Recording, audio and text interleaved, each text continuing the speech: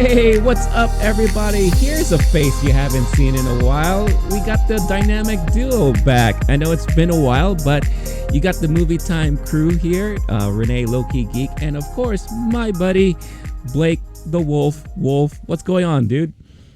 Renee, it's been too long. I'm so excited to see you again.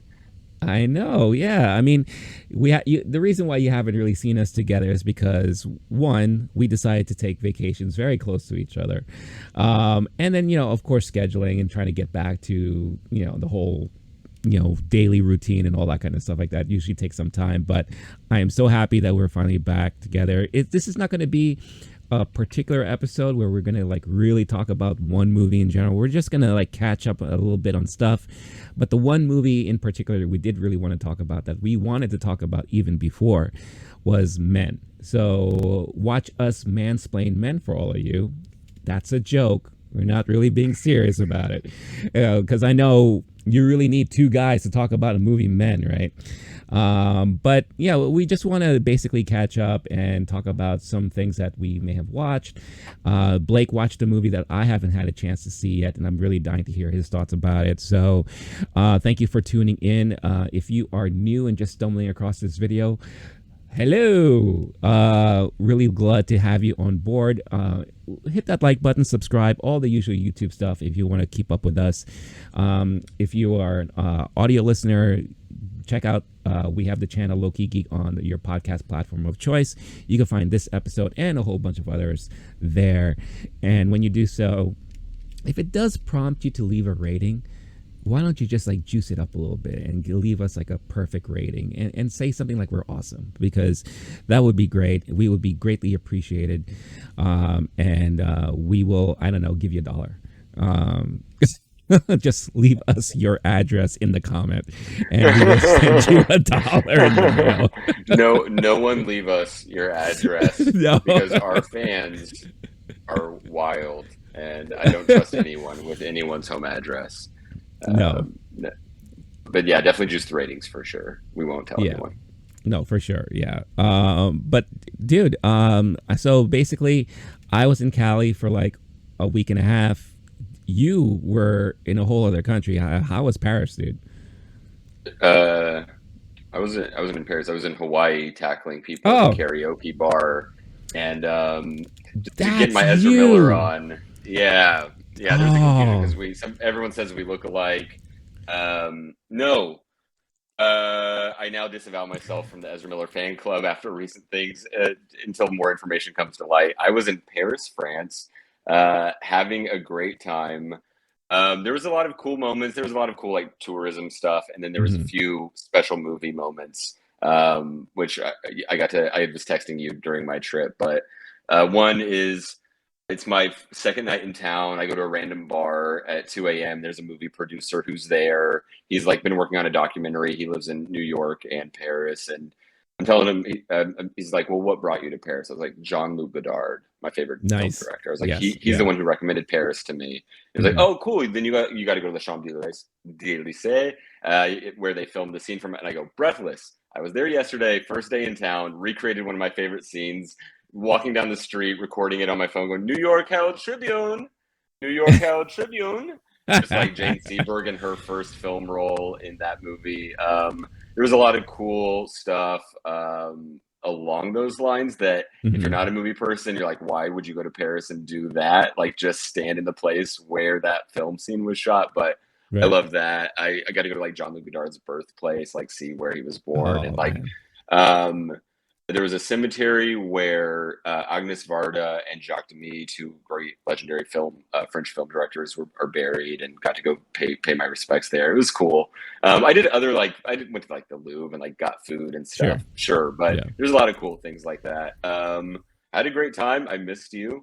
You were out there doing you were being a Top Gun Maverick, and I was being a rooster.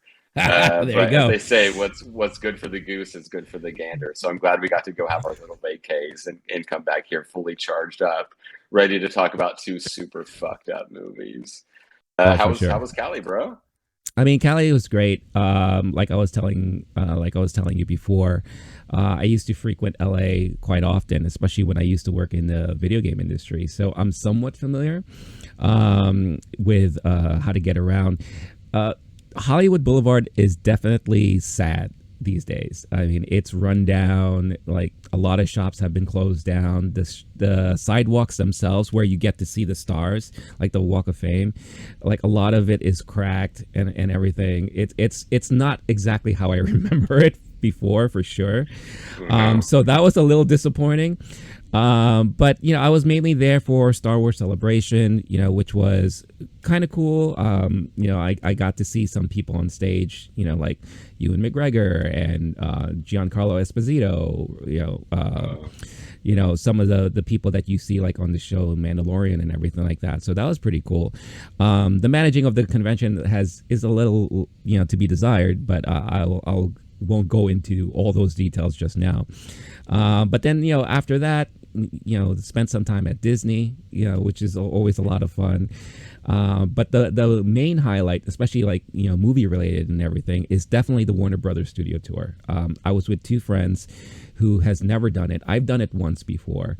And it was a totally different experience than the first time I went. If you are a huge movie fan and you love to see like the inner workings of movie production, especially like backlots and where sets are designed and they shoot things, Warner Brothers is probably the best studio tour you could ever take, because you have everything. If you're a Harry Potter fan, they got a lot of stuff from that. If you're a DC movie fan, you got all the Batmobiles in one place, all the costumes, everything you could go nuts for. If you're a fan of Friends, the popular TV show, you have the original couch in front of the fountain, and you have they did a recreation of the coffee shop, Central Perk and all that stuff like that. So a lot of great photo opportunities. You get to learn a lot about movie making and TV production and all that.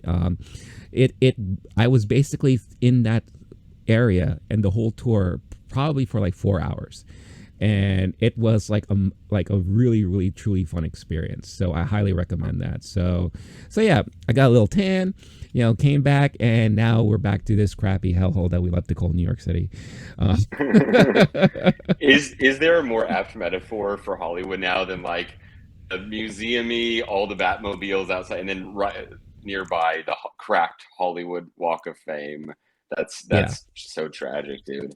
I'm so glad we got into talking about movies right at the end of cinema as we know it. What perfect timing. And I mean, we get, in some ways, weirder movies like the ones we're talking about today. Right. Yeah. Like one of the more depressing things that I can explain is the Dolby Theater where they film where the Oscars are held. Is literally like once you step out, that's where you see the dude that's hawking his rap CD, and then the guy that's like dressed up as a very really poorly Batman and Joker or whatever the case is. It's like all within that same area, and it's night and day. It's really really a huge. It's an interesting thing to see the dynamic of Hollywood and how what we see on TV is the glitz and glamour, or when they do presentations or red carpets, how they really doll it up.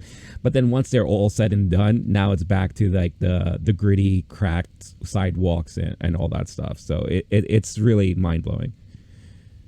Sounds like when you have the Olympics in a country like Brazil or Buffalo, New York, or whatever the hell, where they've got like look at this beautiful, beautiful place, and you just like turn the corner, like, wait, what's over there? Don't look at that. Don't look at that. Right, exactly. But then there's also the thing like Hollywood back in the heyday. Like there's all those movies, the Black Dahlia type of stuff, and there's like the seedy underbelly and the corrupt police, and then like that has been romanticized. But I'm guessing at the time there was a fair bit of the like, no, look, it's all glitz and glamour, it's beautiful, right. Tinseltown, everybody, and then meanwhile there's just like real shit happening. Okay, I'm glad you got the full Hollywood experience. It was definitely good to be back. It was definitely good to be back, and like I said, like there are still places that are amazing to go visit, and definitely had a good time. It's just and I'm sure it has a lot to do with with the pandemic and everything like that. A lot of places just look barren, and it's just a little sad. But it's still a great time and good to be around where all the movie magic happens. So really, really cool stuff. So before we dive into like the two particular movies that we wanted to talk about, I have to ask you, because before we went on our vacations and whatever the case is, I was able to see Top Gun Maverick, and I already shared my thoughts on the channel. Did you see Top Gun Maverick?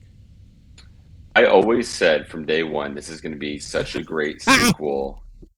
I always said, everyone knows, you could ask anybody, I always said it's going to be the best movie of all time, and I was totally right.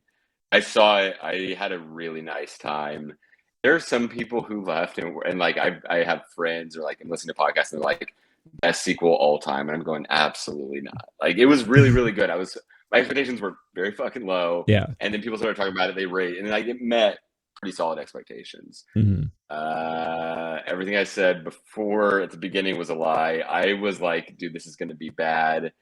The expectations are too high. Like, so much about movies is the expectation game. You go into it, and if you're expecting it to be super amazing, you're much more likely to be disappointed, vice versa. And like, you watch the trailer and you think it's going to be more actiony, and then it turns out to have too much conversation. But if you hadn't known that, you maybe loved it and been like, that was the perfect movie. But so much of movies an expectation game.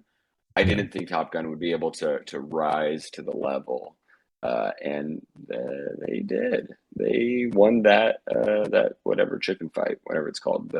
It was really dogfight. Yes, thank you. They nailed the landing. It was really impressive. Yeah, it's and again, I shared a lot of my thoughts on the channel. So if you do want to check out, and if you want to check out Blake's real true feelings about the movie before it came out, you'll see a snippet in the beginning of that video. But I love to joke about it because again, you are very true. You're very right.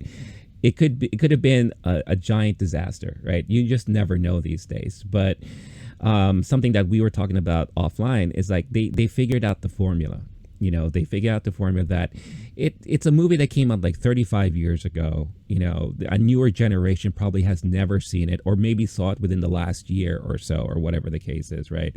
So they just found a way to almost match the tone and beat that the first movie had, improve on a lot of things that we joked about and that we thought were corny and campy and whatever the case is. They added more story to everything so that you really got more involved with the characters and all that. They brought back enough of the legacy characters that you were just like, hey, I know this guy. Oh yeah, this guy is cool and everything. And then they just like really put out an amazing movie that, when people say like it's the best sequel ever, it's true. I don't agree with that. But it's probably one of the better sequels ever made from a legacy movie, especially from a long time ago. That's so rare, even in the first place, to even for that to exist. Right. There's some stat out there about like that's the longest we've gone on a movie with whatever. Like that is so rare, and they nailed it. It was really good. You and I can deep dive about it off air, but it was really fun. It was a really entertaining Hollywood movie. As you know, like I'm more the dude who's into the art housey stuff, and so I remember there's a few times I'm laughing, and I was going like, are they trying to lean into the camp, the corniness of like that the original was really good at, or are they being sincere right now? But there's a few moments in particular where I was like, this is they know exactly what they're doing, and they just turned the schlock up to 10 and the mock up to 10.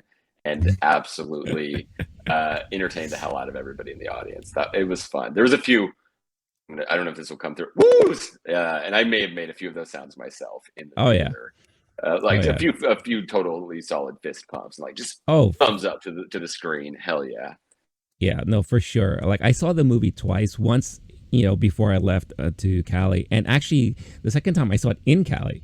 It was like my last day there, and I went to one of my theaters I frequent whenever I want to watch a movie when I'm there, and it was like an afternoon showing, and it was like 95% capacity, IMAX screening, and it's like I looked at the people, and it was like you had older people, younger people, it looked like families were there together.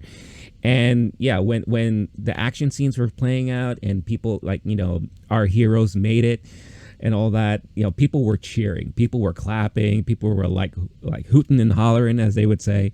And both times when the movie finally ended, standing ovation, which was like I never seen that in a movie, like especially in a very long time. So rare. So yeah, I did the full Tom Cruise. I jumped up on the couch and just like started clapping. Like I did the full review. Nice. Yes, yeah. Nice. But I know for real. I was just like, yeah, that was awesome. And I flew home. I didn't even take the subway. I literally just flew 20 minutes. Yeah, Mach 10, baby. That was cool. Yeah, hell yeah, yeah. Don't think, that's awesome. Just do.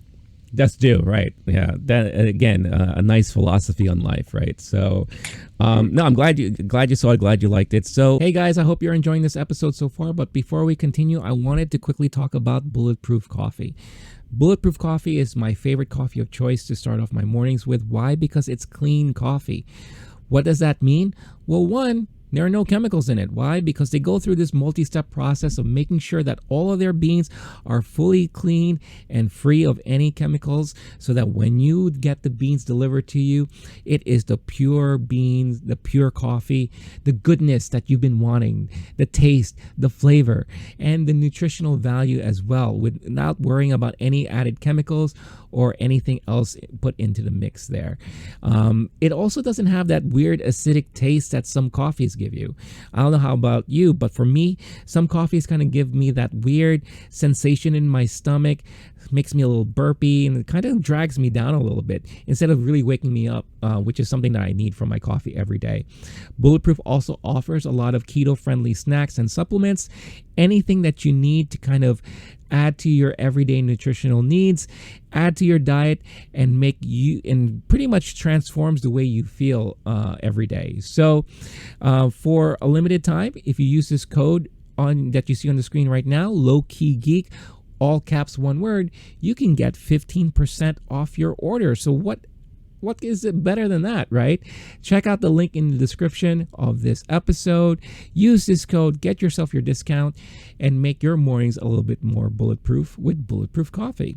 Now, back to the episode. Let's talk about, so this particular movie is something that we talked about in a previous episode that we were kind of curious about, especially since it's the director is Alex Garland, who I want to say probably put A24 on the map for a lot of people, right? When Ex Machina came out, I think a lot of people were not expecting what kind of movie that was going to be, and it ended up becoming like a cult classic at this point, right? So, and he's done other things, he did the show Devs on Hulu or Fox, whatever, I forget which network it's on, but definitely interesting premise and plot there. He did a movie called was it Annihilation? Yep. Natalie Portman vehicle. Right, yeah, which I know a lot of people either really loved or a lot of people just really hated, right? So it's definitely one of those things.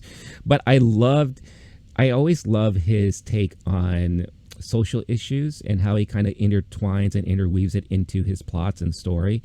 But he's also a great filmmaker when it comes to framing of scenes, landscapes, cinematography, like the and tone. Like tone is huge. And, when Men came out and we saw the trailer, immediately I was just like, I need to see this movie. Because one, it's him. I do like him. And plus Jessie Buckley, right? I was really, really floored by her performance in, I forget the movie she did on Netflix. What was the name of that? Last year, the one directed by Maggie Gyllenhaal. Yes. Yeah. That the one you're talking about. Yeah. The name is skipping me now. We talked about it so much during all of our I know we did. Stuff. And then the Lost Daughter. There it is. Olivia Yeah. Colman. Yeah. Right. Yeah. And I thought she was like the shining star in that entire movie. So of course I was looking forward to seeing something where she's kind of more the forefront lead here. Right. So it finally came out. I saw it, and everything I just explained about directing, framing, tone, and all that, you get all of that for sure.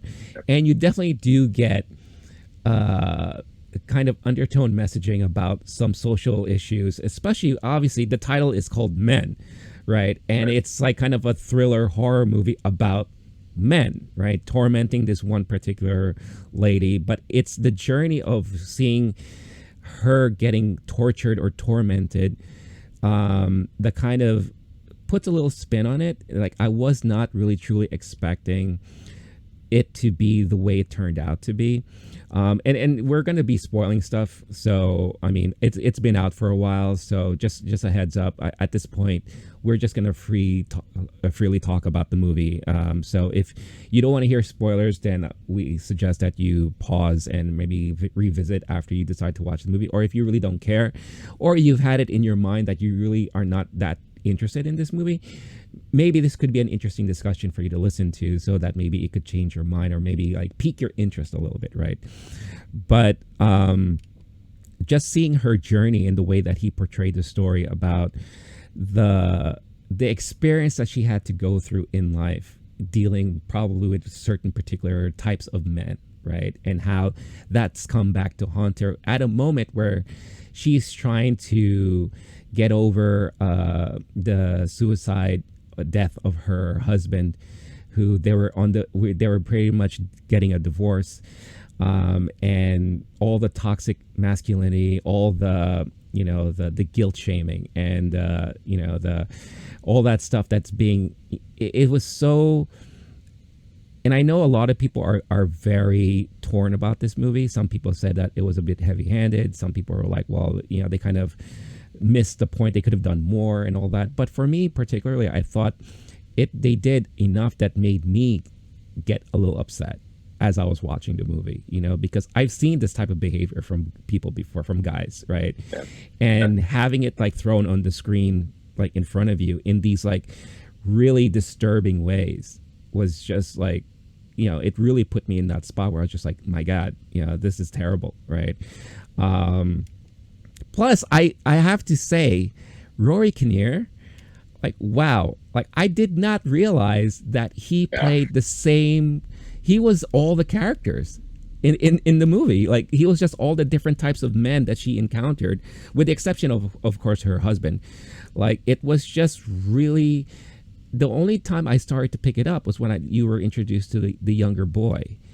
And you could tell like the face was kind of altered a little bit. I was like, oh, wait a minute. This is the same dude. And I was just like, whoa, what an interesting take. Like, for me, that was like a huge twist. Because watching the trailers, you couldn't really tell that. But then watching it play out in front of you, like, wow, that was really fascinating, right? And I know I'm just kind of like blabbering and just going off. But, the movie itself, I mean, let's keep the last 30 minutes towards the end here, because that's where shit really goes nuts. But what were your thoughts and feelings of watching the movie as it was playing out in front of you, like before the ending? Yeah, so here's the thing is, I'm total chicken shit, and when it comes to anything that's horror-y, then I read the plot beforehand. That's a go-to move for me. I did the same thing with Get Out, which is another issues-based horror movie. And when it's part of the conversation and a director that I love, I'll go see it.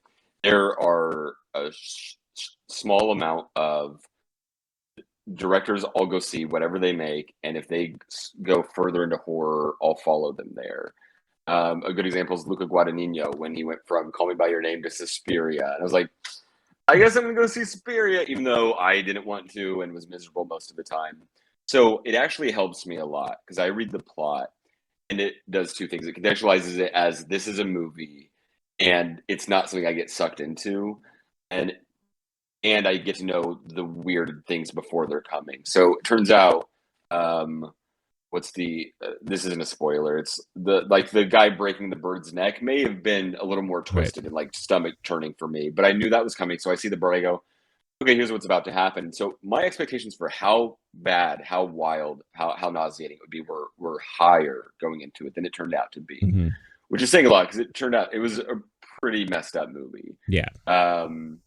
I went with a buddy, and he did not handle it nearly as well. He's going through a breakup currently, and there's some drama in his life, and like the movie did not hit at the right time, and he was like unwell. And I've had that in movies where I leave nauseous. Nightmare Alley was the last time I remember that, where I leave the theater, I'm like, I'm not sure if I'm going to eat for a minute. I have a hard time sleeping. So because I'm sensitive to movies, which is part of the reason I love them so much, they affect me. They have a strong effect. I went into it fully eyes open on how messed up it could be, on the grotesquerie of visuals of what's on screen and of the horrible crimes that people are committing against the main character. Mm-hmm. It wasn't that bad or nauseating. If I hadn't done that, it definitely would have been. I know myself, and when you're seeing, there's a few things that are on the screen that would make it like there's, put down the popcorn. I don't want to have any. I don't want to know that I have a body right now. This is disgusting. There's some of that, and then there's also the psychological thriller aspect where there's someone appearing in a field staring at her, and they're doing proper horror movie things, and then she thinks he's gone, then he turns out he's just like right there, that kind of stuff. There's two different things. One is like a body grotesquerie thing. We'll do the end later, but for now, like moderate spoilers. The husband kills himself, he jumps onto a spike, and you're literally seeing his body kind of ripped open. At some point in the movie, you're seeing a bad guy have the exact same thing happen to him. Right. It helps when I can say, oh, that was an artistic decision that has meaning and adds value to the movie overall. There's some movies where it's just grotesque for grotesque's sake, and that I have less tolerance for. This one, it actually brings me out of it. I go, oh, there's a director. They're making decisions. They're artful decisions. They're crafting something for a reason, and then I'm able to say this is a metaphor. This isn't actually happening. Right. Now, the part about the movie that is in some ways more stomach churning is that these things do happen, although not necessarily in this exact same way. It's like other horror movies that are taking on issues. They're getting at this actually does happen, and we're just going to increase the either the violence or the magical elements of it to enough of a level to where it's a movie, but it's a metaphor. And in reality, what's happening underneath is happening to people every single day. It was very impressive on that front to me. Yeah. I'm happy to get more into it on that level specifically. How are you with horror movies, and how was it on those fronts? So the thriller psychological aspect, the body grotesquerie, and then the political, this is mirroring real life a little too much. How are you when it comes to movies that are intense in that way, and how do you feel like this one did on those? So when it comes to horror movies, particularly, I think there's been a shift in the horror movie genre that we've seen happening within the last, I don't know, several decades, right? I grew up in the 80s where, the horror movies were a lot of campy stuff, zombies, Nightmare on Elm Street, Friday the 13th, all that stuff like that. I mean, of course, you had The Exorcist and everything that was really, really scary shit that gave me nightmares and all that stuff like that. Then I feel like as we moved forward and as we grew older, the shift in horror movies became more of the torture porn, the saws and all that stuff. And that's when I stopped watching horror movies, because I'm just I don't want to watch an hour and a half of people being decapitated and all that kind of stuff, torture devices and everything like that. But for that time, it worked, right? Because those were the only things that were coming out horror movie wise. And then as we are in this current generation, filmmakers are becoming a little bit more suave and a little bit more smart, and using the horror genre to kind of mirror real life scenarios, real life situations, especially when it comes to social issues and all that stuff like that. So if it's done right, then I don't mind it at all. I can watch, and I think A24 has a great history right now of putting out thrilling horror type movies that I can stomach, because there's actually other stuff happening that's part of the storyline, right? So the horror type aspect is being used as an effect to emphasize a certain point, or emphasize the feeling a character is going through, or whatever the case is, and adding a little bit of the supernatural in there as well, right? So I find myself enjoying these type of movies now more so than I ever did before. When it comes to the interweaving of the underlying messaging and having it relate to real life situations or social awareness. Again, if it's done right, then I'm all in. If it's a little bit too heavy handed, like let's say for example Candyman, like the new Candyman came out, I thought that was a little bit too much in your face. Like, this is happening, this is part of the race issue, all that kind of stuff like that. And I thought it was a little bit like, see, this is really happening. See, this is what we're talking about. See, this is and all that stuff. So I thought for me, I thought that was a little bit too heavy-handed. Well, I know some people really enjoyed it. I thought that one was like not for me. It wasn't terrible, but it kind of like, all right, I get it. After like the fifth time you reminded me, I got it. I get what you're trying to say. Here, I think they did a really good job, or he did a really good job at kind of like hinting at things and expanding on it based off of all of her different interactions with the different types of people that she met in this like small little English town. It's supposed to be serene, and it's supposed to be, like a nice getaway for her to like clear her head. But you knew something was going to happen the minute she ate the apple from the tree, right? And I felt like, Here we go. This is opening the Pandora's box, kind of using like a biblical term and all that stuff, and things were going to start happening. More so was when she started to kind of talk to and seek comfort by the local priest, who sounds like he was there to listen to her. But then the minute he puts his hand on her leg and kind of tries to flip it on her, like, well, did you feel like you did enough to kind of, improve on this situation? And I was like, oh no. I was like, are you kidding me? And again, the whole gaslighting, all that stuff, like this is stuff that's really happening today, right? And to see her go through that journey of constantly getting reminded, like this is happening, the cop that's not listening to her, that doesn't believe any story that she says, but yet she has somewhat of the support from the female cop, right? Like, we're trying our best, this and that. But the guy was just like, if he comes back, we'll address it.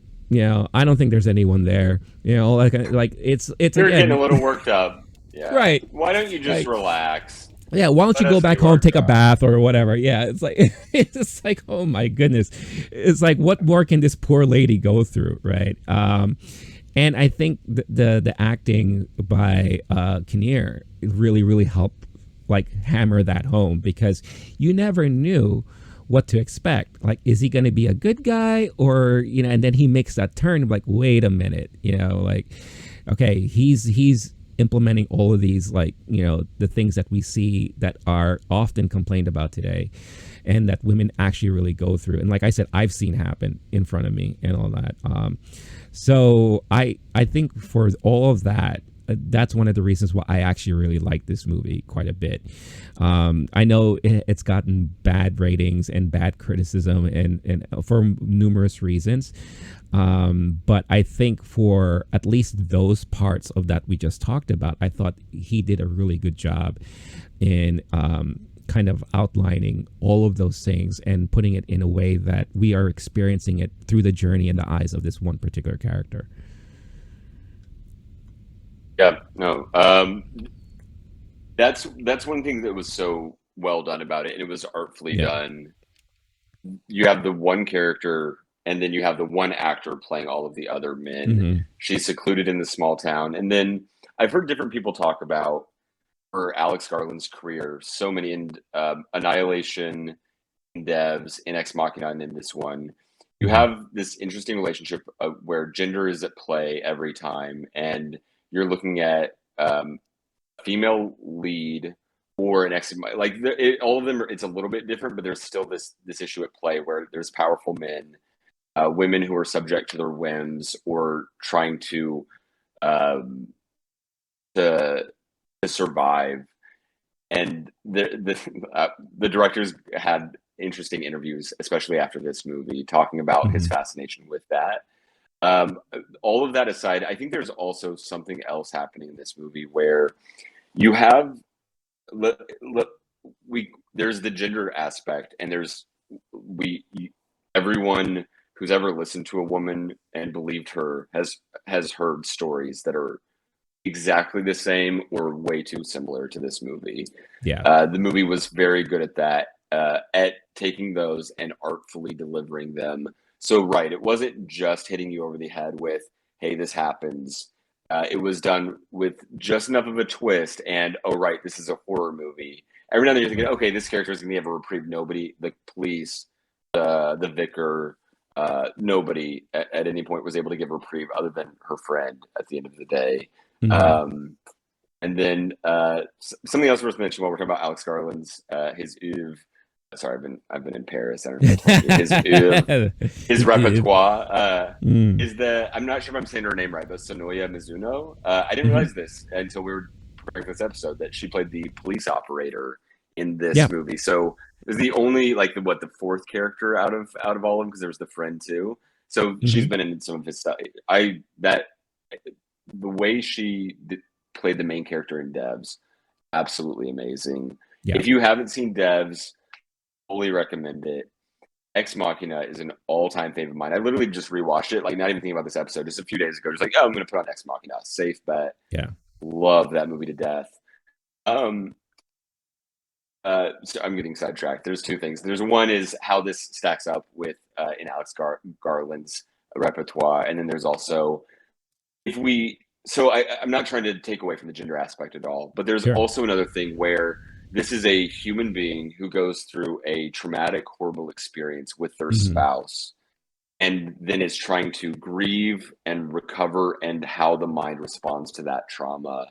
Right. And I've heard an interpretation of the movie where the events that are happening aren't literally happening the way that if everything is literal, because especially we'll get to the ending in a few minutes, but it's pretty hard to think that everything that happened on the screen is literally happening unless you're buying fully into horror movie.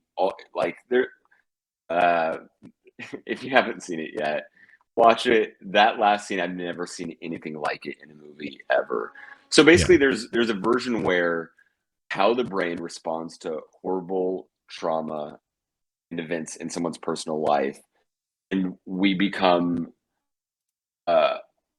I don't want to get too into like the brain processes of it, but the way that it can distort reality and our perception of things, and we can be the world becomes more horrific when you have been exposed to great trauma.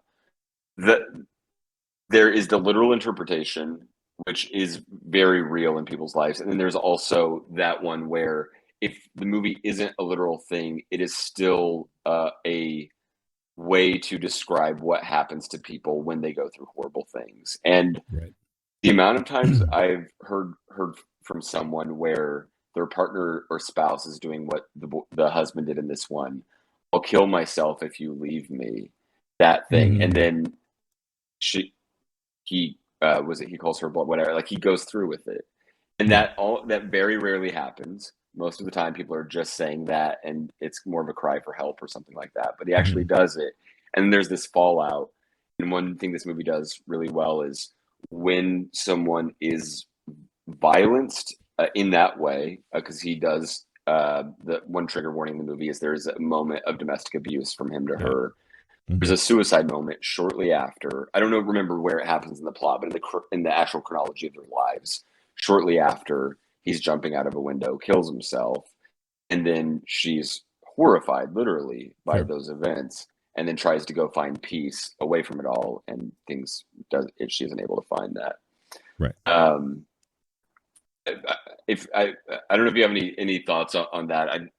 The last thing I'll say is you mentioned the scores. 2.9 on Letterboxd, which to me is low. I gave this one 4.5. And it happens sometimes where I'll go to a movie and I'll be like, oh, I hated everything I saw on the screen, but they did a good job of delivering that. I honestly thought it was super well done. If someone only wants the more sci-fi, Alex Garland, Devs, Ex Machina, Annihilation is when it starts to get more less realistic and tech-based. More supernatural, you could say. Right. If they only like that, and they don't want to go in for the horror movie or the thing where what is happening on screen is not a thing that exists on our planet, right? Right. I could see someone being like that. It's not for them. This movie definitely isn't for everyone. I think it's my least favorite of Alex Garland's things, but that's not saying a lot because, as No. mentioned, those other ones like Devs is one of my all-time favorite TV shows. I That was appointment viewing when it came out for me. Ex Machina is an all-time favorite movie. Annihilation, I loved it, and but to me, Annihilation and this one are kind of a Mm-hmm. solid 3 and 4. Um, how did you feel about it, or Alex Garland? Because obviously we talked about the acting was phenomenal. Jessie Oh, Buckley, I haven't seen her whiff once on anything, and I'm really glad she got a movie where she just got to own the screen the whole time. yeah. Unbelievable job. This is a different one for Alex Garland, though. What did you think? Because you said you've seen Ex Machina. Is that Yeah. of those Yeah. ones? Okay.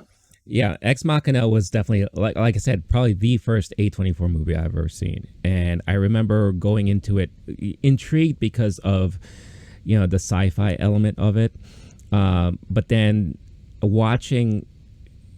Like Alex Garland has, and like any other director, has a certain style to it where there's an intriguing storyline, but then the way it plays out and the little twist that you're not expecting. He has a good way of like really melding those things together while setting an amazing tone as you're watching it, and incorporating a soundtrack, or in this case, no sound. Like there are lots of moments where it's like dead quiet, and you just hear like little like blips here, or like footsteps here, and it's really, that's where the thriller and horror aspect really comes into play and all that. But this one is definitely more of a movie that plays a lot on a more supernatural vibe and not so much on the sci-fi stuff. I love Ex Machina. I love that, the whole story. I love and in every movie that he does, the performances are fantastic. That's where we got to see Oscar Isaac for the first time, and wow, really put him on the map after that, right? And then of course Annihilation. I mean, Natalie Portman, and all that stuff. Devs is just, I think that's the first time we got to see. Is it Swanson? I forget the guy's name. Nick Offerman. Offerman, sorry. Yeah, right? yeah, right. Yeah.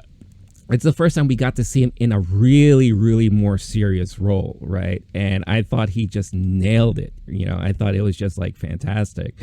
So Jessie Buckley here is just like the emotion that she puts on screen, the torment, the confusion, the conflict, like every sort of emotion was like perfectly portrayed. And she did a brilliant job in this movie. But I agree, this is probably not my most favorite Alex Garland movie.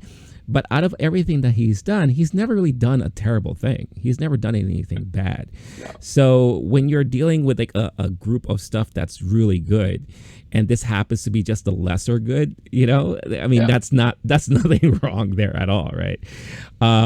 But and like I said, this deals a little bit more on the supernatural side of things. I mean, I'm sure you can see tons of videos out there describing about how this can relate to mythological stuff and biblical stuff, and especially stuff involving the church and some of the imagery that was portrayed on screen, like the stone with the two faces, and the kind of the imagery behind all that. There's a lot, the guy at the end, and this will be like a perfect time to go into the ending, the tree guy, as I like to call him, as he's like the nature guy that's like sprouting trees and all over the cases. There's one particular character that she's being tortured by, and there's this random guy that looks homeless, and that's like kind of like haunting her the whole time. And in the last 30 minutes of this movie, it takes place in the house that she's staying in, and basically that's like her hell, that's like her cell, right?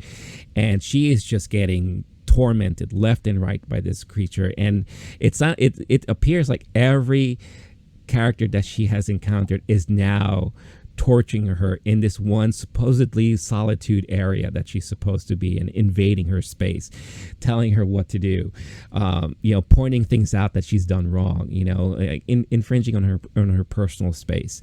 So it's like all the manifestations of all the different type of men behavior is coming towards her, and kind of like all conglomerating into this one weird creature that in itself starts giving birth to, like, literally on screen, giving birth to all the iterations of nightmare situations that she has to deal with, right? So, and I'm curious to hear what your interpretation is about the whole thing, and this is like the gory part of the movie, like the most like body horror-ish kind of torture stuff that you'll see, where literally for the last 10 minutes this thing is approaching her and kind of just like lingering towards her as it's rebirthing itself into a different manifestation of a guy that's done something to her, or that's like portrayed a behavior to her that's like, and it's just like this and this, and it's just like it doesn't end either. It's just constantly just going on and on and on. And she gets to the point where she can't do anything. She doesn't know what to do anymore. And then the last manifestation ends up being her husband, who committed suicide. And they sit on the couch as she's pretty much giving in at this point, just like, I don't know what else to do. And the whole thing about him saying that all he ever wanted to do was be loved. And her face at the end of all that was just like, are you fucking kidding me? Like, and then fast forward with like the little post-credit scene that they have, where the friend finally shows up, and the friend portrays the complete opposite character of what she is, right? Where Jessie Buckley's character is a little bit more of like the kind of laid back, submissive, I guess, right, type of character, while the friend is the more like, well, fuck that shit, I'm gonna beat his ass, and I'm gonna all the kind of stuff like that. She shows up and she sees the aftermath as leading us to believe that this really did happen, and she just sees Jessie's character sitting on the steps, kind of like with a little smile on her face, right? And then that's when everything pretty much ends. So it's like one of those things where I literally did not know what to think after all that. But it was just mind-blowing, that whole process of going through the last 30 minutes of everything transpiring. So, like, what were your takes while all that was happening? And I'm sure this was like probably the more uncomfortable moment for you, given that you're not into this stuff, right?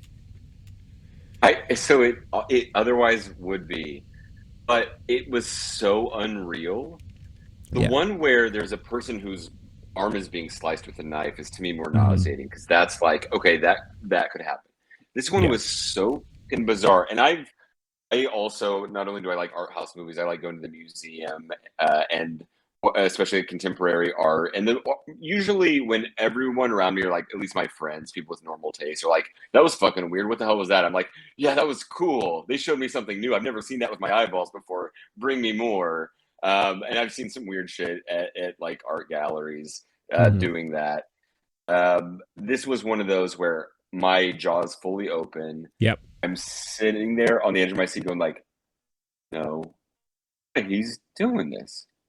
He's really committed to the bit. The director, this is because Annihilation did a fair bit of, it's kind of body horror-y, and it's like things are growing out of people type stuff. So it was where the tree character, in theory, like could relate to Annihilation in a roundabout way. My poor buddy is sitting there like doing this, and this dude likes horror movies, and he's sitting there like, I can't even, and he's like, you can tell he's literally uncomfortable. I was fully all in on that moment. I like it when they commit to the metaphor and they're not just trying to do something that's literal. That's where it becomes highly conceptual, and now I'm engaged, and it's not real enough for me to be properly perturbed by it. As like, oh, this might be something I see on the way home. So I fucking loved it. I don't have I've done this before where I just start talking out loud, and I'm like, oh, actually, that's a pretty good theory. I don't have solid thoughts on it, but to my where my head goes is we can look at it as like generational, maybe not necessarily generational trauma, but like when things get passed down from one person to another, because it actually goes in age order. Where the Right. tree man, who I thought of as Adam, because there's the apple Right. metaphor with Mm-hmm. Jessie Buckley's character, I thought of as either like the first man or the state of man in the state of nature or something like that. There, I'm sure there's all types of interpretations for who he actually is or what he represents. But he Right. goes, if I, off memory, it goes him, the vicar, the actually, it goes from like the older versions of men in through time to the current one, and then the current one is the dude who is her landlord, if I Right. recall. Yep. And that is where it's catching us up, because what some people might say is like, oh, the past used to be very horrible and the way that men treated women back then was disgusting and women were treated like property. But it's basically showing there's a through line, and we can't say that the current state of things, and we could talk about this with race in other movies Sure. in general, and we can talk about it with gender with this movie in particular. You can't say that the past doesn't affect our current state. Right. And so if that's what's been happening for thousands of years, and then people with their current context look around and go, I don't see anything as bad as what happened in the 1700s, like that's a little too simplistic, and that person has their blinders on. Because there's moments where the landlord character, he's not as horrific as some of the Right. other characters He's just on the dopey. surface. Yeah. And he's like a modern man with like a dopey, middle-aged man outfit, and I got a sense of humor, blah blah blah. But he's not solving the problem that's Right. been laid out before, that's haunting Jessie Buckley. And he's literally like, oh no, honey, I believe you. And he's like down like the things you see in offices every day, Yeah. of the way that men treat women and people being patronized and belittled, not believing her. And at some point, he starts to take the threat seriously, and it's a little bit too late to do anything about it. But he's trying to blame it on a bird, and like, no, you must be imagining things, sweetheart. Mm-hmm.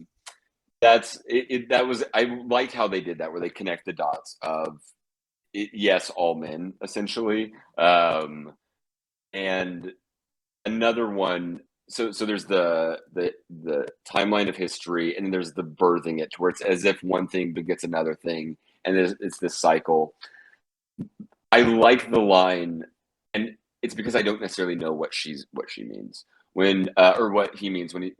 What was it? It was I just wanted you to love me, something I like just that. wanted to be loved, something like that. Yeah. I Yeah. just wanted to be loved. The amount of things in history that can be chalked up to, there was a face that launched 1,000 ships, which is Yeah. really romantic and sweet, until you think of a guy saying, oh, I really like this girl, I wanted to impress her, and now people are going to have to go die on Yeah. that behalf.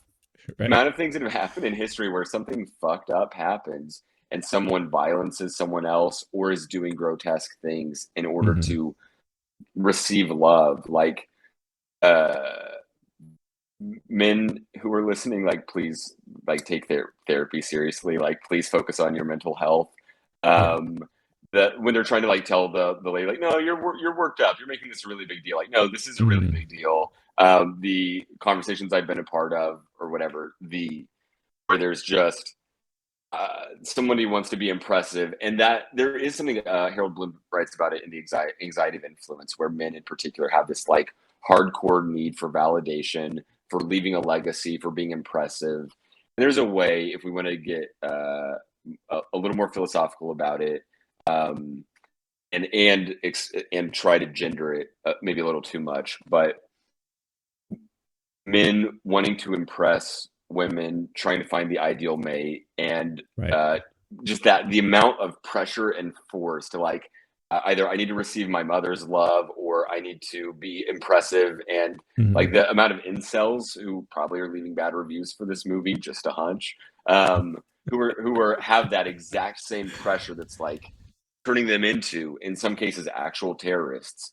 Mm-hmm. It's horrible. Yeah. um I think of that line as summarizing that problem, where I just want to be loved, and so I'm going to do some horrible things because Right. it doesn't come naturally, or I think I have to use force or strength or domination in order to receive love. And when I don't get it, I'll try to like manipulate the situation, uh, and say, if you divorce me, then I'll kill myself. And then Right. in some ways, just like where history is begetting all of those birthed traumas and violent men, in some ways, his act of violence, even though it's kind of against himself, it terrorizes and traumatizes Jessie Buckley. And what happens after that is in reaction to that moment. Yeah. So do you think the friend showing up, seeing Jessie's character on the steps with almost like a relief, like a smile on her face, do you think that's just what it is, where it's like it's her kind of just not giving in, but just thinking like, oh, okay, that's it, that's the end, right? Or do you think there's something more to that? So that's another one that's open to interpretation, right? Yeah. Like we could write it, like any film student could write a paper on that smile alone, and we could go to the coffee shop afterward. If you want to, if you're into that thing, go see this with a buddy. I had a great convo with or do it on YouTube. Yeah. Right. I had a great convo with my buddy on the walk out of there on exactly these kind of questions. What did that bizarre, a man birthing another man mean? And what did that smile mean? My take on it is she saw how pathetic these men really were in their nature, that they had been haunting her and terrorizing her, and yet they were literally like as pathetic as a newborn covered in fluid and blood, and these like a disgusting animal, or you have something that is in your mind built up to be a really big horrible thing, and then you see it, and like I don't know. I'm not going to tell anybody's story, but like I've heard stories where the dude does the thing. He says, these are real stories I've heard from people I've talked to. The ex-boyfriend says, "I'm going to kill myself if you don't get back with me," and then the next like 10 minutes later, they're weeping their eyes out, saying like, "No, I just wanted you to love me. I'm so sorry. I fucked up. I never should have said that. I've just been acting crazy. Why don't you love me?" Like that is in a way how the movie dissolves. And so I don't know, like there are actual horrible things that happen. Yeah. I think what Jessie Buckley's character did was she saw how horrible it can be, and in a sort of fatalistic way of like, wow, that's all you guys got. And she won and is still surviving, and her survival skills, like that's another thing from a movie like this, is you're like the amount of bullshit that women in general have gone through. Yeah. And survived, and it, like what are your other options at the end of the day other than just like, what the fuck was that? Otherwise it could literally like torment you and terrorize you, and you never sleep again. Shit can be so horrific. That's how I interpreted this smile. She saw how powerless, or like she saw them for what they actually were, which was really pathetic attempts at like controlling her or gaining power or love, and it didn't work. She won. Yeah. She came out on top. She survived, and like you said, saw how pathetic all of that was. And then if there was ever like a extended version where we got to see her life 5 years from now or whatever like that, maybe she's becoming more like her friend, right? When like not no longer dealing with the bullshit and being a little bit more upfront about all that stuff like that, where, because I felt like that was a good dynamic to kind of portray, is just the two different types of women who may handle the same situation differently, right? But yeah, but at the end of the day too, regardless of how you interpret it, that ending does kind of like make you uneasy in a way too, you know, like everything that you just saw her go through those last 30 minutes, and then just seeing her just like almost like that's why I want to say like it's as if she just gave up and just be like, all right, what else you got? what else you got? All right, that's it. That's all you wanted out of all this. All right, like you're an idiot. So and again, we have seen those type of the situation, like you said, like you've seen, like that's like something happened to someone, like I've seen the same thing, and it's just we've all encountered something like this or some stuff similar to this, that it's kind of interesting to see it portrayed in this really artistic way on in film. And that's why and it sounds like you enjoyed this movie. You said you gave it a 4.5. I probably would have given it like a 4 myself. Not that far off from you. I really enjoyed it. So, so I again, I don't know how much of you have seen this movie. Not a lot of people saw this movie. I mean, it obviously didn't do that well in the box office. It's not the type of movie you would expect to do well in the box office, but it could have legs once it's available more easily on streaming or what have you. So definitely want to know your thoughts. Is this something that you're interested to check out now that you've kind of heard our take on it?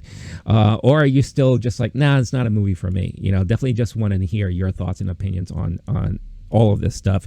And if you have seen any of Garland's previous movies, like Ex Machina, Annihilation, if you watch Devs, we definitely want to hear your thoughts on all of that, because I know there is a good fan base for all of this stuff. And it's definitely one of those talking movies where, again, another brilliant thing about A24 is that they produce movies that lead to conversations for months and months and months, right? And this, you can definitely add this to that library of prime A24 type of movies that may end up being must watch in their catalog and repertoire, or whatever French term you want to use, Mr. Frenchy there.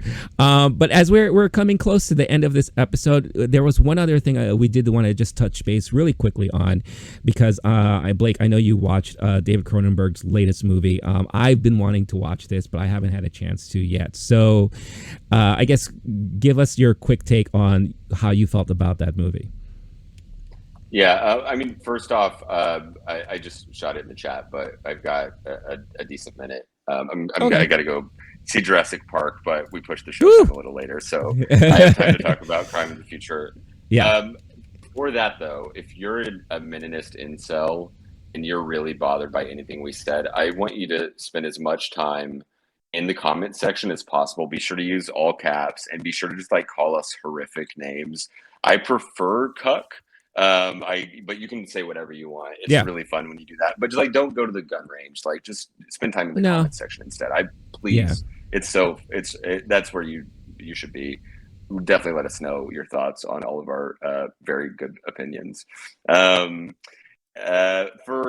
the movie I saw a few days ago, Crimes of the Future, was a David Cronenberg film, and I'm not going to go super into the plot, partially because it's newer, and I don't know if I could possibly explain it if I tried. If you want a plot summary, definitely go read a plot summary somewhere. I'm instead going to do more of a broad strokes. Do I recommend it? What did I think more generally? It's got a 3.4 on Letterboxd, which this is a beloved director. That's a little low. I put it at 4 for me. I definitely didn't like it as much as Men. If you're trying to make the decision between the two, personally, I would go with Men. But it's also not necessarily. This is for whatever reason. This is this season of horrible body horror movies for me, and I'm just okay. I'll deal with it, because I haven't seen a lot of David Cronenberg films. I'll say that this isn't necessarily someone who I've had in my wheelhouse. I went and saw it. I knew that we wanted to talk about it, and the trailer, the cast, all made it look very fantastic. Yeah. Viggo Mortensen, Léa Seydoux, and Kristen Stewart are the 3 biggest names for the movie. They did an absolutely awesome job. The plot, the broad strokes are, it's set at some point in the future. People's bodies are developing new organs. Some people are using that for performance art, which is like the most popular art in the future, to where even some normie person was like, oh my God, everyone wants to be a performance artist. Viggo Mortensen, whose character plays a performance artist, he was like this, he was a celebrity in that world. There was some humor there, and a lot of really weird, bizarre, grotesque things that I never thought I would see. There's a man with a bunch of ears on him who's doing a dance, and the message is something about talk less, listen more. Um, and someone in response is like, that was kind of corny. Those ears weren't even functional ears. What you do, Viggo Mortensen, is so much more interesting. And there's some basically they're tattooing his body will grow a new organ. They're tattooing it. They'll remove it in front of people, and it'll be kind of part of an overall statement. There's something interesting about it is addressing issues in a roundabout way, not as directly as men. But in the future, the planet is much worse, and humans are no longer looking like humans as we know them today, and they're not sure, is it in response to pollution or climate change or whatever. Um, there are characters who are eating synthetics and who can process synthetics with their bodies. And so when we're talking about body horror type stuff, this is almost as bad as it's going to be. Like Titane last year was about as bad as could be. This was essentially at that level. You're seeing they're showing surgeries on the screen in front of a crowd of people who are applauding. You're seeing a young boy eating plastic, and like his drool is really gross. You're seeing at some point, it's in the first few minutes, it's not really a spoiler at all, a mom suffocating that boy, who then his body has a part of the plot later. It's going to be part of an art piece. In case someone has seen it and just like they don't have anyone to talk to about it, fortunately, it's another one of those movies. Like it was about a 30 minutes home, and the person I saw it with, we just like had deep talk on what the fuck was that? What was that about? What is that a metaphor for? I viewed it as essentially the two angles. One is just the climate change angle, that our planet we're since the Industrial Revolution, like we're doing things to our bodies and to the planet, and we don't know the consequences for those things, and there's more synthetics, like between our food, what we intake, technology, etc. So there's the movie isn't really saying anything too directly about it, but there's definitely a way to interpret it to where the way the plot shakes out, it's making a commentary on it.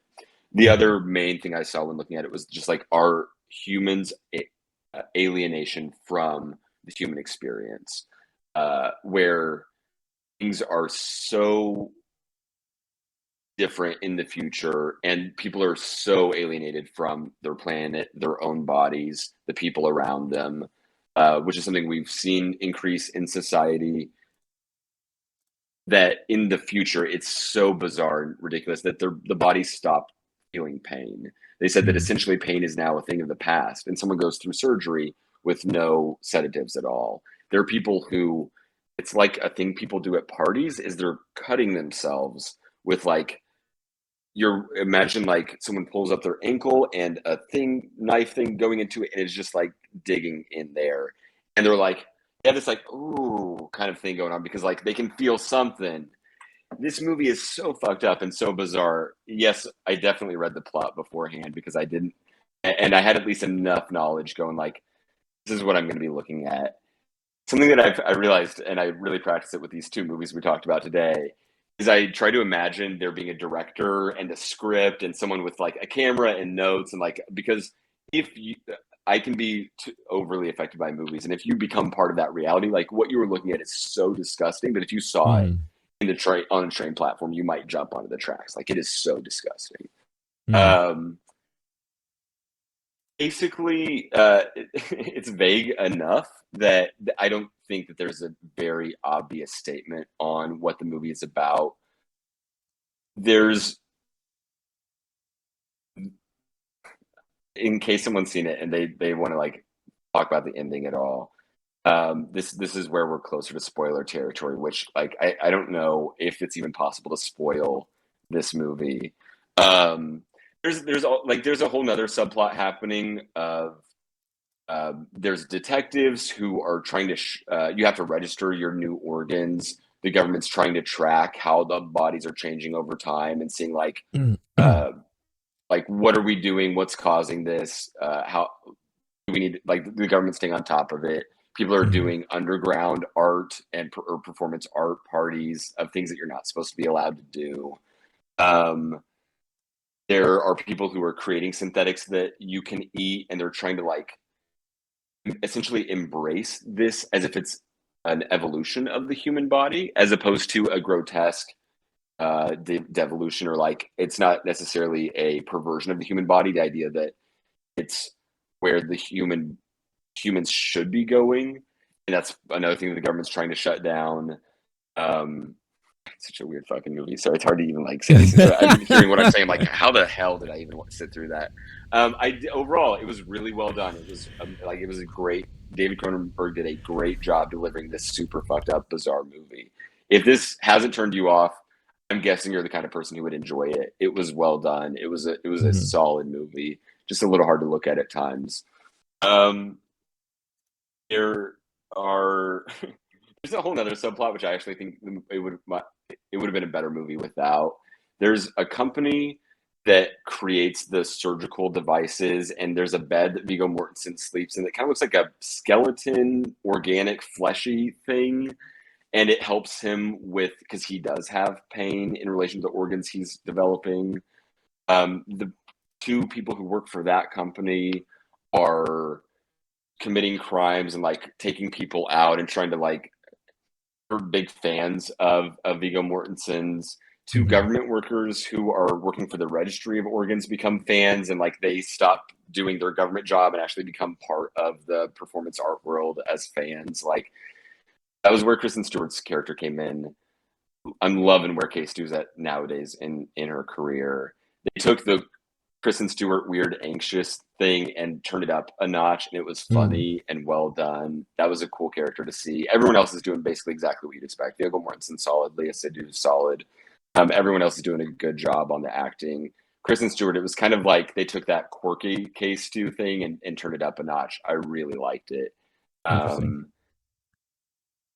Someone, even the conversation afterwards, because it was basically only film nerds who were there, or people who like seeing this stuff. I don't know what, like if they can't get enough of it online, but there's a couple people talking about how like they thought that Cronenberg did a really good job with Case 2 of taking that known problem of Kristen Stewart is awkward and she's the lip biting, she doesn't act, whatever, and like got a really good performance out of her playing a fangirl, awkward government bureaucrat type person who's the way they did that character was really well done. And as someone who's fully in on the Princess Diana Kristen Stewart Oscar nomination, like I'm all about her career. That was cool to see.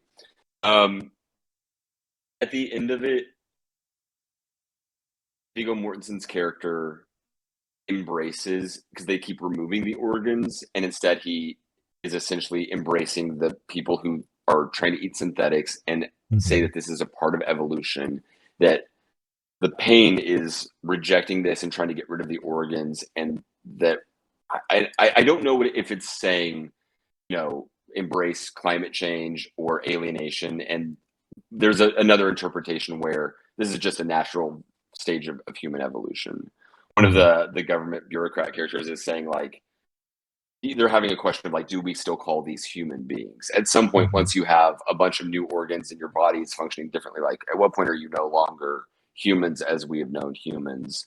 And at one point, Kristen Stewart's character is talking to someone and she uses the word evolve, but she's realizing someone might hear her. She's a government bureaucrat and they don't like this stuff. And so she goes, I almost said evolve, because like that's a dirty word, because it's supposed to be known this is a bad thing. And there's the group of people who are saying, no, this is good, we should embrace this. And at the end of the movie, the way I interpreted it is Viggo Mortensen's character embraces it. He eats some of the synthetics, his pain goes away. And I don't know, like, what the message really is there. I don't Mm-hmm. know if I'm even interpreting that correctly. I cannot recommend this movie to anyone unless after all of that, you're like, hell yeah, I want to see that with my eyeballs. There's definitely a market for that, like these kind of movies. That if you could stomach Men, you could probably stomach this movie. Overall, again, really well directed, really well acted, interesting. I'm not sure on the writing. Like, there's some things I would do differently plot wise. It's not my genre either. Might be Yeah. someone who like this is their bag. They really like body horror and thinkers. Um, if you're open for that or just want to like see something weird, then definitely this was a very well done movie. I don't know now that I know it was like, I'm not sure I would go see it again personally. I think Yeah. I said it earlier. I think I gave it 3.5, or maybe I maybe even given it 4, just because the craft of it Yeah. was so well executed on Cronenberg's part. But as far as like a movie watching experience, it wasn't that fun. It was. I'm sure you can tell based on the facial Yeah. expressions I made trying to describe it. It was pretty Oh weird. yeah. Yeah. No. Are you going to go see it now, Rene? No. No, because like as you're talking, like I'm also showing clips from the trailer, and I've only seen the trailer like once, right? And I'm like watching the trailer, and as you're describing everything, I'm just like, I don't know if I really want to see this movie now. Like I'm a little bit familiar with like his past stuff, but more of his older stuff. Like The Fly is like a sci-fi classic. That's something that I remember watching at a very young age and really liking a lot, but also found it a little like weird and disturbing because of Goldblum's, transformation into that fly creature, right? Scanners, of course, is another classic I remember watching at a young age. You had Dead Ringers, which is another one. But one of my favorite movies of his that I feel like not a lot of people talk about is History of Violence. Like that is something that I really, really enjoy. And I thought Viggo Mortensen's acting in that was like brilliant. And Viggo seems to really like working with him too, because it's, we don't see Viggo doing a lot of stuff anymore, but it seems like anytime Cronenberg comes up with something, Viggo is a part of it, right? So it is really interesting to see that transpire, but this definitely does sound like your artsy art house, kind of, you're going into it as if you go into a museum exhibit. You're just like watching art kind of get displayed in front of you, and everyone's going to have their different interpretations from it. That's what it sounds like to me, right? And what the true message is there, unless Cronenberg sits down and gives us like a 45-minute hour dissertation about his thought process and how he came about this movie, I don't think we'll ever know, right? Really, for sure. But I probably may eventually see it, but it's not something I'm like, okay, now I have to rush out this weekend and go to the movie theater and catch it now. Like this is something that once it's available on a streaming platform, which I'm sure it will be, then I'm definitely gonna be curious and watch it then. But very interesting. And again, Cronenberg doesn't really do a lot of movies these days either. So it's interesting to see him come up with something, but still stick to his his usual tropes and body horror stylings that he is very, very fond of. So no, thank you for sharing those thoughts there. It's really, really interesting to hear about it. And I'm curious, and I think we're both curious as to what you all think. Like, is this with hearing about all that, is this something that you're dying to go out and see? Like Blake said, I'm pretty positive that this movie is definitely not for everybody, unless you are a movie geek like we are, or if you are, your art house person that loves watching all different types of indie type of movies or anything like that. This sounds like it's right up your alley. I'm not surprised something like this did well at Cannes, like when it premiered, like, but it's it's that type of movie that the artiste will definitely appreciate, and it sounds like that's really what it's made for, to be honest. But it's also nice to hear that the acting and the performances were really top notch, because those are three great actors, right there. You know, like I love Vigo's line of work. Léa Seydoux is really becoming someone on her own, like really like standing out. And of course, like you said, Kristen Stewart. I do love where she is right now in her career. Like she's doing a lot of great stuff. I'm on the same camp as you are with her performance as Princess Diana. Like I thought that whole movie itself was brilliant, and it was because of her acting. Like I thought it was like she did a really great job and all that. So really, really curious to hear what you guys and gals think there. But that's pretty much the end of the episode. So thank you so much for tuning in and watching. And again, if you're new to all this and you're stuck around, we appreciate it. Don't forget, hit that like, subscribe to the channel, follow us on Twitter, follow us on podcast platforms of your choice and all that. And most importantly, follow Blake. Where can they find you, Blake? On Letterboxd, the screen name is Blake Wolf SSN, BLAKEWOLFSSN, like Sierra Nevada. I just re-upped my pro membership. Nice. My birthday was recently, and so I just gave myself that little gift as a re-up from last year's. So definitely check it out there. See the scores I give all the movies I see. Nice. How's your follower count? Like, has it like gone up? I've been watching less movies lately. Like the fact these are the two most recent movies I've seen. So I actually haven't checked it, but I've been. We'll talk at some point off air. But I've been fully in Stranger Things, Winning Time, Barry. I've been in binge TV mode, and catching up there. Yeah, no, I'm right there with you. I mean, there's just so much freaking content out right now. It's insane. We maybe do an episode about that because there is a lot of stuff to talk about. You got Stranger Things, Barry, Obi-Wan, Miss Marvel, you know, The Boys, all this stuff that you can just watch right now. So, The Boys, yes. Oh, so much stuff. So, but again, thank you so much. If you want to, like I said, follow the channel on Twitter, Instagram, what have you. You have all the tag names there, all the screen names and everything like that. But thank you once again for watching. Stay cool, stay classy, stay safe. Blake, thank you again. We'll catch you next week. All right, y'all. Peace.